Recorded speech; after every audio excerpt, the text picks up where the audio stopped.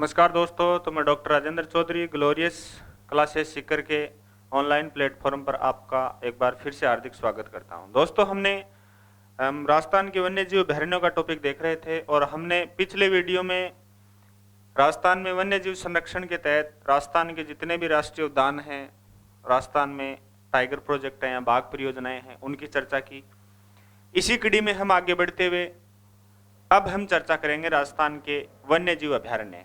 तो राजस्थान में वन्यजीव अभयारण्यों की हम चर्चा कर रहे हैं। तो सबसे पहली बात, राजस्थान में जो वाइल्ड लाइफ सेंचुरीज हैं या जो वन्यजीव अभयारण्य हैं, उनकी कुल संख्या कितनी है? तो हम सबसे पहले इनकी कुल संख्या की बात कर रहे हैं। तो राजस्थान में वन्यजीव अभयारण्यों की कुल संख्या कितनी है? 27। तो इन्हीं 27 के बारे में हमारे को चर्चा करनी है। तो इन्हीं में देखो, हम सबसे पहले हमारा वन्यजीव अभयारण्य है उसकी बात करते हैं। तो वो कौन सा है? सरिस्का। तो मैंने बताया, चाहे कोई टाइगर प्रोजेक्ट हो, चाहे टाइगर प्रोजेक्ट या बाघ परियोजना हो, चाहे राष्ट्रीय उद्यान हो, चाहे वन्यजीव अभयारण्य हो, प्रत्येक की लोकेशन और कोई खास जीव का संरक्षण है उसके बारे में आपको ध्यान में रखना है। मैंने बताया था राष्ट्रीय उद्यान में हर प्रकार के जीव का संरक्षण किया जाता है, जबकि वन्यजीव अभयारण्यों की हम चर्चा करते हैं तो यहाँ किसी विशेष प्रकार के जीव के लिए ही ये खास तौर से जाने जाते हैं, उनका संरक्षण किया जाता है। तो राजस्थान में वन विभाग के द्वारा वर्तमान में साइट पे कितने वन्यजीव अभयारण्यों की संख्या बता रखी है? 27। तो इनके बारे में हमारे को देखना है, कौन सा वन्यजीव अभयारण्य किस जिले में है, कौन कौन से हैं, किस जिले में है और क्या उनकी विशेषताएं। तो सबसे पहले हम सरिस्का की बात कर रहे हैं। तो सरिस्का के बारे में देखो, लोकेशन की हम बात करते हैं तो सरिस्का वन्यजीव अभयारण्य राजस्थान के किस जिले में है? अलवर में है। तो याद रखेंगे ये राजस्थान के अलवर जिले में है। इसकी स्थापना की हम बात करते हैं तो कब की गई है? तो 1955 में इसकी स्थापना की गई है। मैंने बताया था 1955 में 6 बड़े जो शिकार का क्षेत्र थे उनको राजस्थान सरकार ने शिकार प्रतिबंधित क्षेत्र घोषित कर दिया था, तो उन्हीं में से एक ये भी था। तो 1955 में इसकी स्थापना की गई और 1978 में इसको बाघ परियोजना के रूप में नामित कर दिया गया। तो ये बाघ परियोजनाओं में हमने देख भी लिया है कि राजस्थान में वर्तमान में 3 टाइगर प्रोजेक्ट थे, चौथा नया बना दिया गया है, तो उनमें एक ये टाइगर प्रोजेक्ट भी है। और कब यहाँ पर टाइगर प्रोजेक्ट की शुरुआत की गई थी? तो 1978 में, और ये राजस्थान की दूसरी टाइगर परियोजना थी। तो राजस्थान का द्वितीय टाइगर प्रोजेक्ट है, ये हमने पहले जिक्र भी कर लिया। पहला रणथंभौर था। इसके अलावा इसका संबंध एक पीली किताब से भी है। ये जो अभयारण्य है, यहाँ पर 1947 में महाराणा तेज सिंह के समय वन क्षेत्रों के निर्धारण से संबंधित एक रिपोर्ट प्रकाशित की गई थी। ये फॉरेस्ट सेटलमेंट रिपोर्ट के नाम से जानी जाती है और इसी रिपोर्ट को क्या कहा जाता है? पीली किताब। तो ध्यान में रखें, पीली किताब वनों के सेटलमेंट से संबंधित थी, वन क्षेत्रों के निर्धारण से संबंधित थी और ये महाराणा तेज सिंह ने तैयार करवाई थी, 1947 में प्रकाशित हुई थी। तो इसे क्या बोलते हैं? पीली किताब। तो पीली किताब का संबंध किससे है? सरिस्का से। दूसरी बात, ये सरिस्का की हम बात करते हैं तो यहाँ दर्शनीय स्थान कौन कौन से हैं, किसके लिए प्रसिद्ध है? तो देखो, इस सरिस्का की हम बात करें तो यहाँ जो दर्शनीय स्थान हैं उनमें एक तो पांडुपोल हनुमान मंदिर है। सरिस्का अभयारण्य के अगर हम दौरा करते हैं तो वहाँ पांडुपोल हनुमान मंदिर है और इस हनुमान मंदिर की ये विशेषता, काफी प्रसिद्ध मंदिर है कि यहाँ हनुमान जी की जो मूर्ति है, हनुमान जी की मूर्ति शयन मुद्रा में है। शयन मुद्रा का मतलब है लेटी हुई अवस्था में है, सोती हुई अवस्था में, तो लेटी हुई अवस्था में। और किसी भी हनुमान मंदिर में हनुमान जी की मूर्ति लेटी हुई अवस्था में नहीं है। तो पांडुपोल हनुमान मंदिर में हनुमान जी की मूर्ति शयन मुद्रा में है या लेटी हुई अवस्था में है, और ये आपको दिखाई भी दे रहा है, ये हनुमान मंदिर है। तो इसी हनुमान मंदिर के अंदर देखो, हम देखते हैं तो ये हनुमान जी की मूर्ति ये कैसी अवस्था में है? लेटी हुई अवस्था में है, शयन मुद्रा में है। ये यहाँ का प्रसिद्ध मंदिर है, कौन सा? हनुमान मंदिर। तो हनुमान जी की मूर्ति किस अवस्था में है? लेटी हुई अवस्था में। दूसरी बात ये कि यहाँ भर्तृहरि की तपोभूमि भी है। आपको पता ही है दोस्तों, ये उज्जैन के महाराजा थे और अपनी रानी पिंगला से रुष्ट होकर के और उन्होंने यहाँ पर आकर के धूना लगा लिया था। तो उन्होंने तप किया था, धूना लगाया था, तो इसी वजह से यहाँ भर्तृहरि के नाम से एक बहुत बड़ा विशाल मंदिर भी। तो सरिस्का के अंदर पांडुपोल हनुमान मंदिर, जिसमें हनुमान जी की मूर्ति लेटी हुई अवस्था में, एकमात्र मंदिर है जिसमें हनुमान जी शयन मुद्रा में स्थित है। इसके अलावा भर्तृहरि की तपोभूमि है, ये भर्तृहरि का मंदिर है, यहाँ पर सरिस्का के अंदर ही है, बिल्कुल पास में, सरिस्का के क्षेत्र में ही है, ये भर्तृहरि का मंदिर है। और यहीं पर ये भर्तृहरि का धूणा है जो आप देख रहे हो, इन्होंने यहीं पर आपके तप किया था। इसी मंदिर के अंदर जो मध्यवर्ती भाग है गुंबद के बिल्कुल नीचे, या ये भर्तृहरि का धूणा है जहां उन्होंने अपनी रानी से रुष्ट होकर के और तप किया था। तो भर्तृहरि का मंदिर हो गया, पांडुपोल हनुमान मंदिर हो गया, ये इसी के अंदर क्या है प्रसिद्ध दर्शनीय स्थल हैं। इसके अलावा हम बात करते हैं तो अन्य यहाँ नीलकंठ महादेव मंदिर भी है, तो नीलकंठ महादेव मंदिर भी है यहाँ पर। और नीलकंठ महादेव मंदिर की बात करते हैं, ये जो मंदिर है ये भी सरिस्का अभयारण्य के अंतर्गत है। और ये नीलकंठ महादेव मंदिर आरएएस के एग्जाम में पूछा भी गया है कि नीलकंठ महादेव का मंदिर किस जिले में है, तो अलवर जिले में है, सरिस्का अभयारण्य के अंतर्गत है, तो नीलकंठ महादेव मंदिर है। इसके अलावा हम बात करते हैं तो यहीं पर होटल टाइगर डेन भी है, ये पर्यटन विभाग का है, जो पर्यटक आते हैं वो यहाँ पे रुकने की व्यवस्था, खाने की व्यवस्था, तो प्रसिद्ध होटल है टाइगर डेन। इसके अलावा हम बात करते हैं तो यहीं पर नारायणी माता का मंदिर भी है, नारायणी माता मंदिर, नाई समाज की कुलदेवी के रूप में इसको जाना जाता है, तो ये भी कहां पर है, सरिस्का के अंतर्गत ही है।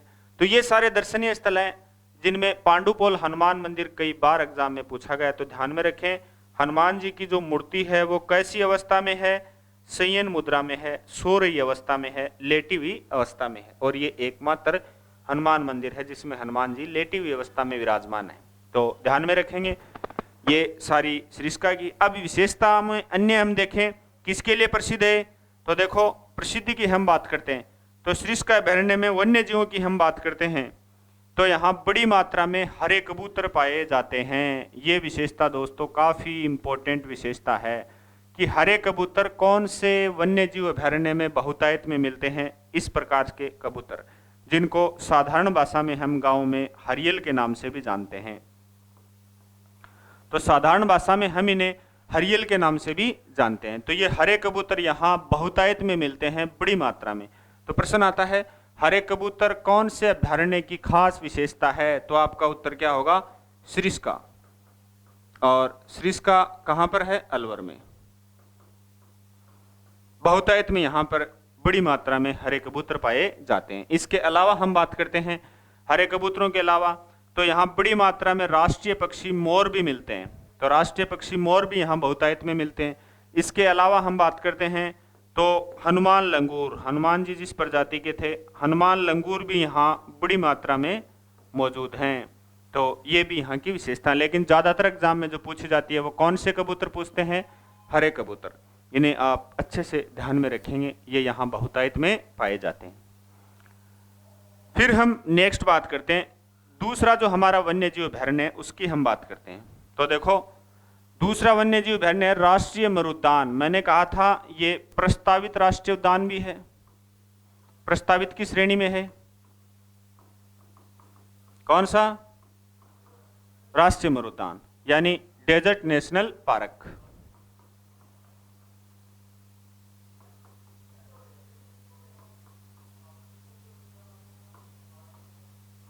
डेजर्ट नेशनल पार्क, ये राष्ट्रीय नाम लगाकर ये लिख रखा है लेकिन प्रस्तावित की श्रेणी में अभी इसको राष्ट्रीय उद्यान का दर्जा नहीं मिला है। और इसकी लोकेशन की बात करते हैं तो ये जैसलमेर और बाड़मेर 2 जिलों में है, ध्यान में रखें। दोनों जिलों में हम बात करते हैं तो इसका एरिया कितना कितना है उसकी भी हम चर्चा करते हैं। तो जैसलमेर और बाड़मेर में है। 1972 में इसकी स्थापना की घोषणा की गई थी और 8 मई 1981 से इसको प्रस्तावित राष्ट्रीय उद्यान की श्रेणी में डाल रखा है। तो कई बार ये स्थापना भी आ जाती है, जैसे एक बार सेकंड ग्रेड में पूछी गई है कि राष्ट्रीय मरुद्यान कब स्थापित किया गया, तो 72 वाली डेट नहीं थी, तो कौन सी आ गई, 1981 में। तो 1981 इसकी सन ज़्यादा महत्वपूर्ण है, याद रखेंगे आप। मैंने कहा 2 जिलों में है, जैसलमेर और किस में, बाड़मेर में। और दोनों जिलों में इसका टोटल एरिया कितना है, 3162 वर्ग किलोमीटर इसका क्या है, टोटल एरिया है। 3162 वर्ग किलोमीटर एरिया में से इसका 1900 वर्ग किलोमीटर एरिया तो कहां पर है, जैसलमेर में। और शेष इसका जो बच गया यानी 1262 वर्ग किलोमीटर इसका जो एरिया शेष बच गया ये कहां पर है, बाड़मेर में है। तो इतना एरिया तो कहां पर हुआ, जैसलमेर में, और 1262 वर्ग किलोमीटर एरिया इसका किसमें, बाड़मेर में। तो ज्यादा इसका जो एरिया है वो किसमें है, जैसलमेर में है। तो 2 जिलों में, लेकिन ज्यादा किसमें फैला है, जैसलमेर में। यानी 3162 वर्ग किलोमीटर एरिया के साथ ये राजस्थान का सबसे बड़ा राष्ट्रीय उद्यान है। तो राजस्थान का सबसे बड़ा वन्यजीव अभयारण्य की हम बात करते हैं तो वो कौन सा आता है आपके, राष्ट्रीय मरुद्यान। तो राष्ट्रीय उद्यान और वन्यजीव अभयारण्यों में सभी में सबसे बड़ा क्षेत्रफल में कौन सा हुआ, राष्ट्रीय मरु उद्यान। अब यहाँ के मुख्य आकर्षण के बारे में हम बात करते हैं कि ये किस लिए प्रसिद्ध है। तो देखो, मुख्य आकर्षण की बात करें तो पहली बात, एक तो यहाँ पर ओकल वुड फॉसिल पार्क है, ओकल वुड फॉसिल पार्क। तो ध्यान में रखेंगे, occult would fossil park, occult का मतलब जैसलमेर के ओकल गांव में, वुड मतलब लकड़ियों के, और फॉसिल्स का मतलब जीवाश्म। यहां करोड़ों वर्ष पुराने जैसलमेर के ओकल गांव में लकड़ियों के क्या मिले हैं, जीवाश्म मिले हैं, और इन्हें राष्ट्रीय मरुद्यान के अंतर्गत रख रखा है। ये संख्या में कितने हैं टुकड़े, ये 25 टुकड़े मिले हैं। तो इन्हें नाम दे दिया गया ओकल वुड फॉसिल पार्क। इनको एक जगह संरक्षित कर दिया गया है पर्यटकों के देखने के लिए। ये इसी राष्ट्रीय मरुद्यान अभयारण्य के अंतर्गत रखे हुए हैं। यहाँ करोड़ों वर्ष पुराने जीवाश्मों का क्या किया गया है, संरक्षण। और करोड़ों भी कितने, ये 19 करोड़ वर्ष पुराने अवशेष हैं, जो कौन से टाइम के हैं, जुरेसिक काल के। ये जुरेसिक काल के अवशेष हैं, 19 करोड़ वर्ष पुराने, जो इसी अभयारण्य के अंतर्गत रखे हुए हैं। तो ध्यान में रखें, ओकल वुड फॉसिल पार्क इसी अभयारण्य में है। और जगह की बात है तो ये 2 जिलों में है, लेकिन ये जैसलमेर वाले एरिया में रखे हुए हैं। इसीलिए कई बार लोकेशन पूछते हैं कि ओकल वुड फॉसिल पार्क कहाँ है, तो आपका उत्तर क्या होगा, जैसलमेर में। फिर नेक्स्ट, यहाँ पियूणा सर्प पाया जाता है। पियूणा सर्प दोस्तों एक बिल्कुल मिट्टी के रंग का होता है, जो ढसता नहीं है, मतलब आदमी को पीता है। जो सोया हुआ आदमी है उसकी चेस्ट के ऊपर या छाती के ऊपर बैठ करके और अपने मुंह को खुला कर देता है, तो जो व्यक्ति सांस लेता है तो उसके सांस के साथ में जो पियूणा सर्प है उसका जो विष है वो अंदर चला जाता है और आदमी की डेथ हो जाती है। तो ये काटता नहीं है, पीता है, इसीलिए इसका रंग कैसा नाम क्या रखा गया, पियूणा सर्प। ये बिल्कुल मिट्टी के रंग का, भूरा रंग का होता है, मिट्टी के रंग का होता है, भूरे रंग का, जो दिखता भी नहीं है, रेत के अंदर दबा रहता है। तो पियूणा सर्प भी यहाँ बड़ी मात्रा में पाया जाता है।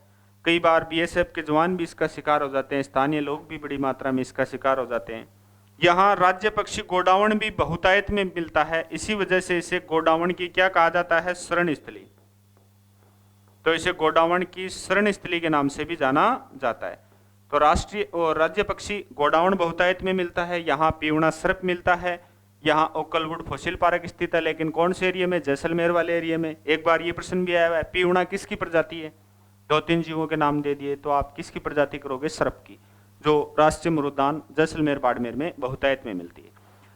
तो राज्य पक्षी गोडावण की प्रजनन स्थली के रूप में कौन से को जाना जाता है, या शरण स्थली के रूप में किसको जाना जाता है, राष्ट्रीय मरुद्यान जैसलमेर बाड़मेर को जाना जाता है। अब इनका हम देखते हैं कि ओकल वुड फॉसिल पार्क, ये दोस्तों हम यहाँ पे देखते हैं। देखो, ये ओकल वुड फॉसिल पार्क है, जैसलमेर वाले एरिया में इन 25 टुकड़ों को रख रखा है, जो जुरेसिक काल के हैं, 19 करोड़ वर्ष पुराने हैं, यहाँ औषधि चट्टानों में मिले हैं। ये इन्हें पार्क का रूप दे दिया गया है, इनमें ये टुकड़े रखे हुए पड़े हैं, जो पर्यटकों के दर्शनार्थ रखे गए हैं, जैसलमेर वाले हिस्से में पड़े हैं, ओकल गांव में मिले थे, इसी वजह से इनका नाम ओकल वुड फॉसिल पार्क हो गया। ये पियूणा सर्प है, जो बिल्कुल मिट्टी के रंग का है, मिट्टी के अंदर दबा रहता है, दिखता भी नहीं है। इस प्रकार से ये भी यहाँ बहुतायत में मिलता है। कौन सा सर्प, पियूणा सर्प, जो काटता नहीं है, पी जाता है, अपने विष को मुख के अंदर जो है ना वो छोड़ देता है। और ये ओकल वुड फॉसिल पार्क इसी अभयारण्य में,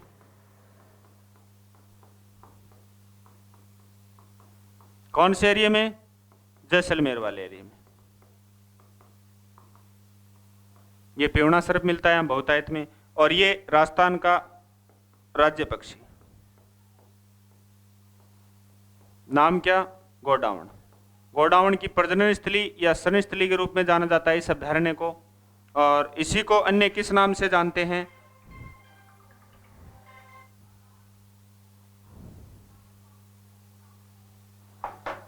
इसी को ग्रेट इंडियन बस्टर्ड के नाम से भी जानते हैं।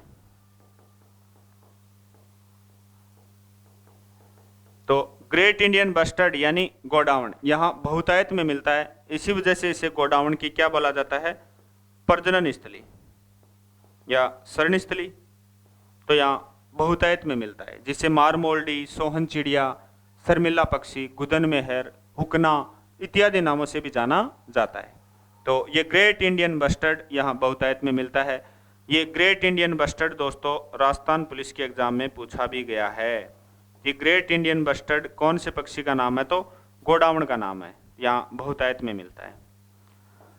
नेक्स्ट हम बात करते हैं यहाँ राज्य पशु। ये तो राजस्थान का क्या राज्य पक्षी यहाँ बहुतायत मिलता है, ये राजस्थान का राज्य पशु। और नाम क्या? चिंकारा। ये भी यहाँ बड़ी मात्रा में मिलता है। राज्य पशु राजस्थान के वैसे दो हैं, एक ऊंट है वो पालतू पशु की श्रेणी में, और एक चिंकारा है जो वन्य जीव की श्रेणी में, वन्य जीव की श्रेणी में घोषित है। तो ये भी यहाँ बहुतायत में मिलता है। तो ये चिंकारा, तो ये यहाँ की खास विशेषताएं हो गई जिन्हें आप ध्यान में रखेंगे। तो राज्य पशु चिंकारा। इसके अलावा हम बात करते हैं तो यहाँ रेगिस्तानी क्षेत्र में मिलने वाली मरु बिल्ली भी बहुतायत में मिलती है। तो मरु बिल्ली मिलती है। इसके अलावा सेवण घास का क्षेत्र भी यहाँ बड़ी मात्रा में मिलता है। ये बरसात के समय उगने वाली मुलायम घास है जिसे हम सेवण घास कहते हैं, ये भी यहाँ बड़ी मात्रा में मिलती है। इस घास की काटने के बाद बनाई गई पुलियों को यहाँ लिलोण के नाम से भी जानते हैं। तो यहाँ बहुतायत में मिलती है। और जिस बेल्ट में ये सेवण घास मिलती है उस बेल्ट को लाठी सीरीज के नाम से भी जानते हैं। दोस्तों लाठी सीरीज सेवण घास के अलावा एक भूगर्भिक जल पट्टी,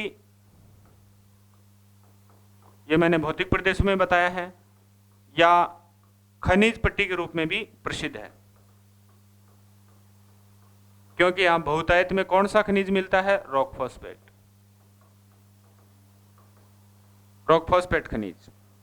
तो खनिज पट्टी के लिए प्रसिद्ध है, भूगर्भिक जल पट्टी के लिए प्रसिद्ध है, और सेवण घास के लिए भी प्रसिद्ध है। तो ये ध्यान में रखेंगे, तीन चीजों के लिए प्रसिद्ध है। लाठी सीरीज इसी बेल्ट में है, इसी अभ्यारण्य के अंतर्गत है। भूगर्भिक जल पट्टी यानी एक मीठे जल की पट्टी की 2007 में काजरी के वैज्ञानिकों ने खोज की थी, इस भूगर्भिक जल पट्टी की। तीनों ऑप्शन साथ में भी दिए गए हैं परीक्षा में। तो आप वरीयता किसको दोगे? भूगर्भिक जल पट्टी को ही वरीयता दोगे। कि लाठी सीरीज किसके लिए प्रसिद्ध है? सेवण घास का क्षेत्र, खनिज पट्टी और भूगर्भिक जल पट्टी, तीनों ऑप्शन में दे दे तो आप भूगर्भिक जल पट्टी को ही महत्व दोगे। तो ये ध्यान में रखना है। तो ये सारी चीजें जो हैं वो राष्ट्रीय मरुद्यान जैसलमेर बाड़मेर वाले एरिया में स्थित हैं। तो ये इसकी खास विशेषताएं हो गई, ये आपको ध्यान में रखना है।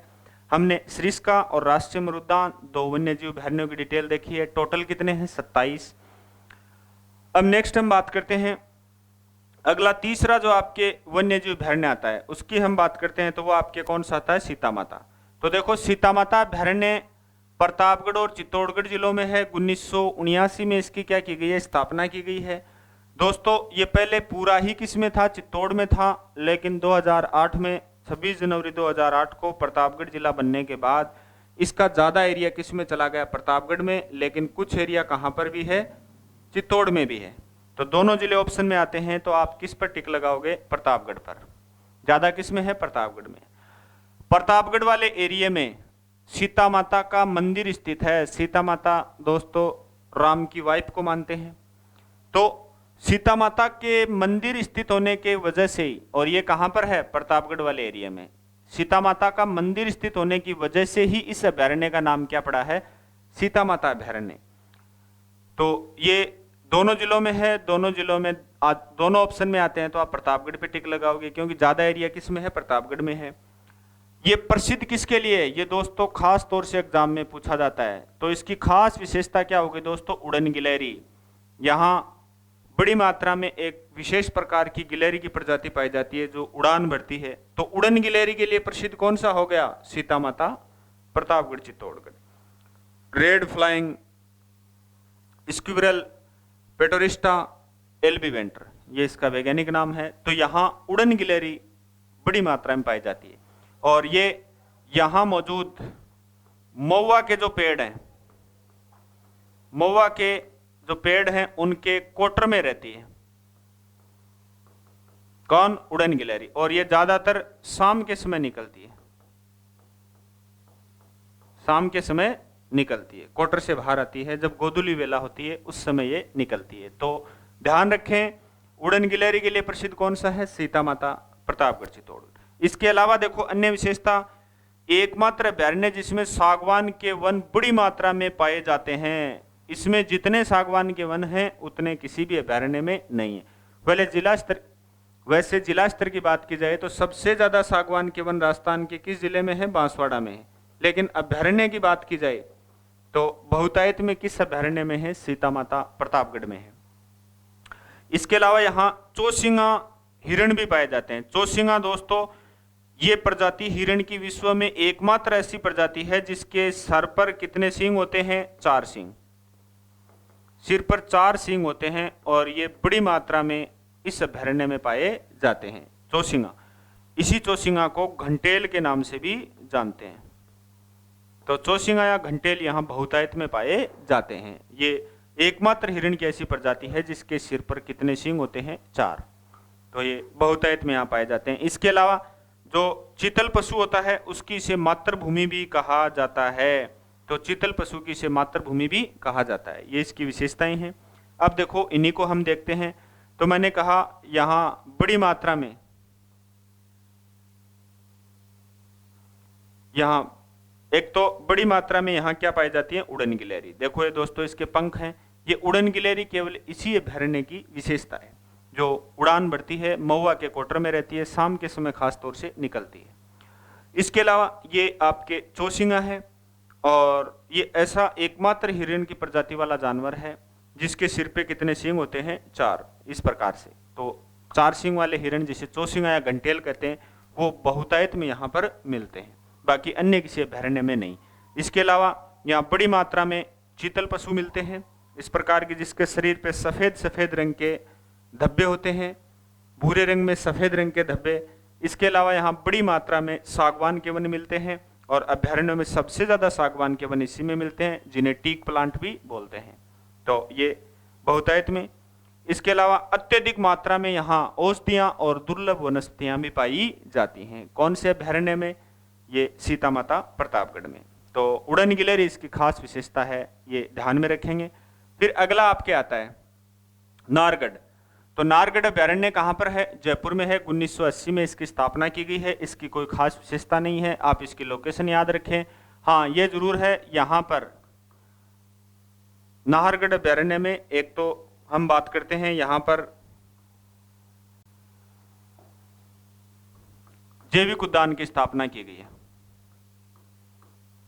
जैविक उद्यान यानी बायोलॉजिकल पार्क, जो हम अलग से भी देखेंगे। यहाँ जैविक उद्यान या बायोलॉजिकल पार्क की स्थापना की गई है और ये राजस्थान का कुछ समय पहले तक पहला जैविक उद्यान माना जाता था, लेकिन इससे भी पहले जैविक उद्यान का शुभारंभ सज्जनगढ़ अभयारण्य उदयपुर में कर दिया गया। इस वजह से सज्जनगढ़ अभयारण्य वाला जो जैविक उद्यान है वो राजस्थान का पहला जैविक उद्यान हो गया। ये हम आगे डिटेल में देखेंगे। तो यहाँ पर भी जैविक उद्यान की स्थापना की गई है, बायोलॉजिकल पार्क की स्थापना की गई। इसके अलावा यहाँ पर bear rescue centre, bear rescue centre की स्थापना भी की गई है। भालुओं के लिए संरक्षित क्षेत्र की स्थापना की गई है। कहां पर की गई है? नाहरगढ़ में। तो ये यहाँ की विशेषता हो गई। हाँ ये जैविक उद्यान अब राजस्थान का पहला जैविक उद्यान नहीं रह गया, पहला हो गया है सज्जनगढ़ जैविक उद्यान उदयपुर वाला। तो बियर रेस्क्यू सेंटर और बायोलॉजिकल पार्क की यहाँ स्थापना की गई है। कहां पर? नाहरगढ़ अभयारण्य, जयपुर में। फिर अगला आता है ताल छापर। काफी महत्वपूर्ण दोस्तों, ताल छापर अभयारण्य कहां पर है? चूरू में है और 1962 में इसकी स्थापना की गई है। इसकी विशेषताओं की बात करते हैं तो एक तो ये महाभारत काल में गुरु द्रोणाचार्य का निवास स्थान रहा है। ताल छापर अभयारण्य जो कौरव और पांडवों के गुरु थे, गुरु द्रोणाचार्य, उसकी तपोस्थली रहा है, उनका निवास स्थान रहा है। कौन सा? ताल छापर अभ्यारण्य चूरू, जो सुजानगढ़ के पास में है। और ये इसकी विशेषता सबसे ज्यादा पूछी जाती है। खास तौर से कौन से जीव के लिए प्रसिद्ध है? तो काले हिरण या कुर्जा पक्षी के लिए प्रसिद्ध है। तो काले हिरण, या हम इसको बोल सकते हैं कृष्ण मृग। कृष्ण मृग ये बड़ी मात्रा में कहां पर मिलते हैं? तो ताल छापर चूरू में। तो ध्यान रखें, काले हिरण या कृष्ण मृगों के लिए कौन सा अभ्यारण्य प्रसिद्ध है? तो ताल छापर चूरू। इसके अलावा यहाँ कुर्जा पक्षी भी बड़ी मात्रा में आते हैं। कुर्जा पक्षी को संदेशवाहक पक्षी भी माना जाता है।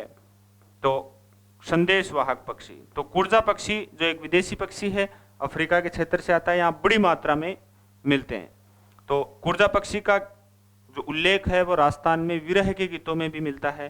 जो विदेश से आने वाले पक्षी हैं उनको विरहिणी जो स्त्री होती है, जिसका पति प्रदेश कमाने के लिए चला गया है, उसको संबोधित करके, और वो कहती है कि आप मुझे भी अपने साथ ले चलो अपने पिया के पास में। तो ये कहती है, विरह के गीत हैं जैसे कुर्जाए महाने मारे भंवर सू मिला देनी। तो ये विरह के गीतों में इस पक्षी का उल्लेख मिलता है, जो यहाँ बहुतायत में आते हैं। लेकिन खास विशेषता इसकी कौन सी? काले हिरण। इसके अलावा दोस्तों यहाँ एक विशेष प्रकार की घास भी मिलती है, जिसे हम गांव में भी देखते हैं, इसे मोथिया घास कहते हैं। इसका वैज्ञानिक नाम क्या है? Cyperus rotundus. इसी घास को ये हिरण बड़े चाव से खाते हैं, ये उनका प्रिय भोजन है। तो ये मोथिया घास यहाँ मिलती है, लेकिन विशेषता खास इसकी काले हिरण, तो ये ध्यान में रखेंगे। अब हम इनको देखते हैं। तो ये तो आपके क्या हैं? काले हिरण है, जो यहाँ बहुतायत में मिलते हैं। इसके अलावा ये आपका कुर्जा पक्षी है, जिसका विरह के गीतों में उल्लेख मिलता है। ये संदेशवाहक पक्षी माना जाता है, यहाँ बहुतायत में मिलते हैं। तो कुर्जा पक्षी के लिए प्रसिद्ध है और काले हिरण के लिए प्रसिद्ध है। हालांकि कुर्जा विहार राजस्थान में खींचन गांव जोधपुर को माना जाता है, तो वो भी उसके लिए प्रसिद्ध है, लेकिन यहाँ भी आते हैं। तो ये ताल छापर अभ्यारण्य। फिर नेक्स्ट हम बात करते हैं दोस्तों, अगला कौन सा आता है? तो आता है आपके कुंभलगढ़। कुंभलगढ़ अभ्यारण्य दोस्तों राजसमंद, उदयपुर और कहां पर फैला है? पाली में। राजसमंद, उदयपुर और पाली में फैला है। ये 1971 में स्थापित किया गया, ध्यान में रखेंगे। राजसमंद, उदयपुर और कहां पर? पाली में। ये 1971 में स्थापित किया गया। किसके लिए प्रसिद्ध है दोस्तों? ये भेड़िए और जंगली धूसर मुर्गों के लिए प्रसिद्ध है। ये ध्यान में रखें, इसकी खास विशेषता है। एक तो ये भेड़िए के लिए प्रसिद्ध है, जो आपको दिखाई दे रहा है, भेड़िए, और किसके लिए प्रसिद्ध है? जंगली धूसर मुर्गों के लिए। ध्यान में रखें, माउंट आबू भी आपके प्रसिद्ध है।